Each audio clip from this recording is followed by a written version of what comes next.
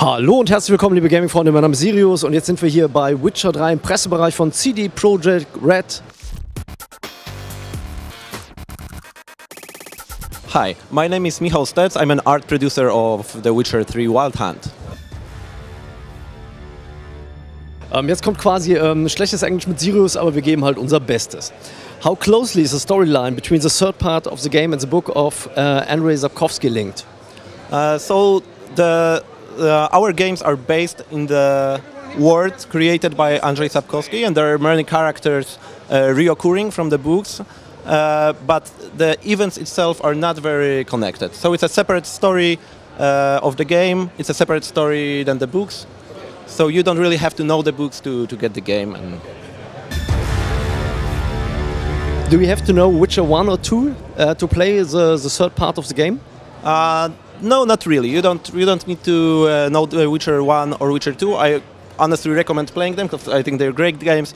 But The Witcher 3 is a separate installment. You will know that you will be introduced to the story, and there are some recap movies, etc., that will introduce you. But you can play The Witcher 3 on its own, and you'll be fine.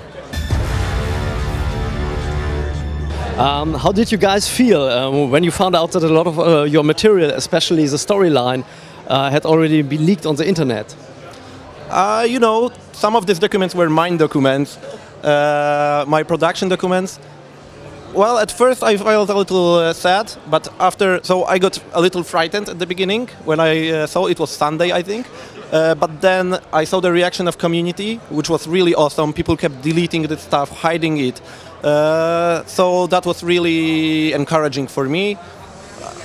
That's pretty much it. So the community really thank you guys for helping us deal with it. Is there a certain part or a moment in Witcher 3 that you're very proud of? I'm an environmental art producer and level design, so I am really proud of the visuals of the game, and I know people love it.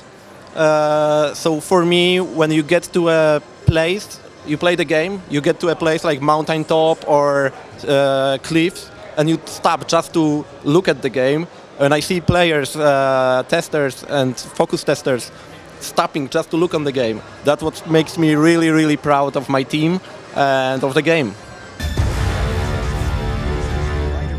Sex is quite a theme in the game. Is there more to come between Geralt and Triss?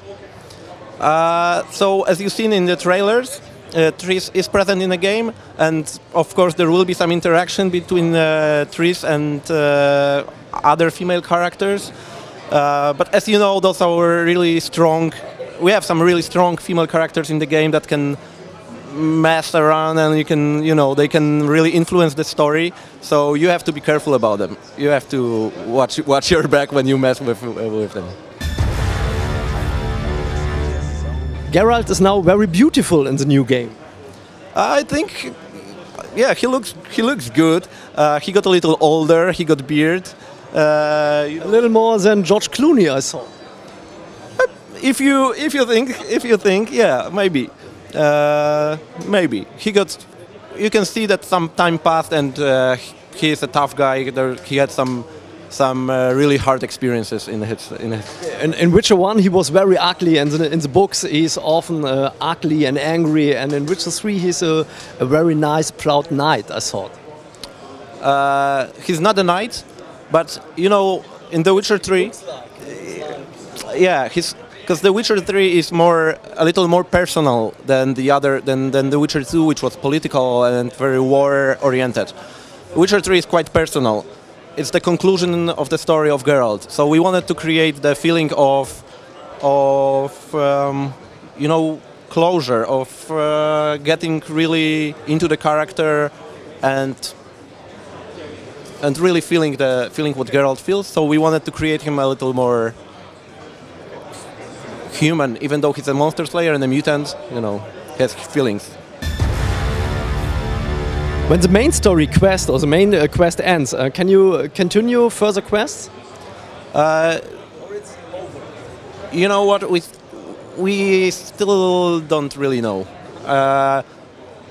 maybe it was decided, but I don't really know. I was really focused on environment for some time now, so I don't know. As the game was developed for PlayStation 4, is it just as easy to play on the keyboard as well? Yeah, we want to make the controls smooth for everyone. So I mostly play on a gamepad because it's easier for me. I'm a console player personally, so I like playing on the gamepad. But yeah, you can play with mouse and keyboard as smoothly as console controls. Will it be possible to be able to attack your opponent and target your attack on certain body parts, or is it more or less than a hack and slay game? I don't think you can attack certain body parts, but it's not hack and slash. It's very tactical now. So we have very different kinds of opponents. They have different AI and they have different weapons. There are different monsters and you have to approach them differently. So you have to use different kinds of bombs, signs. You have to prepare for the combat. We have shielded opponents. That's actually my favorite, because it's really hard to fight him. You have to know your opponent to defeat him. About body parts, a really cool feature that we have is dismemberment.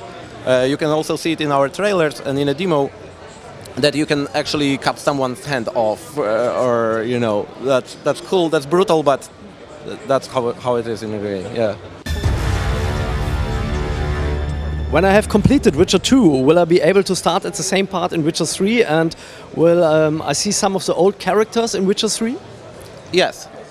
Yes, you will meet new characters, you will meet Dandelion, you will meet Zold and many more. Some time passed, so as I told you, it's a half year, so some of them changed. But yeah, you will meet new characters, you will know some parts. So as I told you, it's a separate installment, it's a separate story, but we have treats prepared for the players who played Witcher 1 and Witcher 2. So. In the second part of the game, you could choose very extreme decisions that you would have an influence on the end of the game. Will it be the same in Witcher 3? Oh yes, we have multiple endings.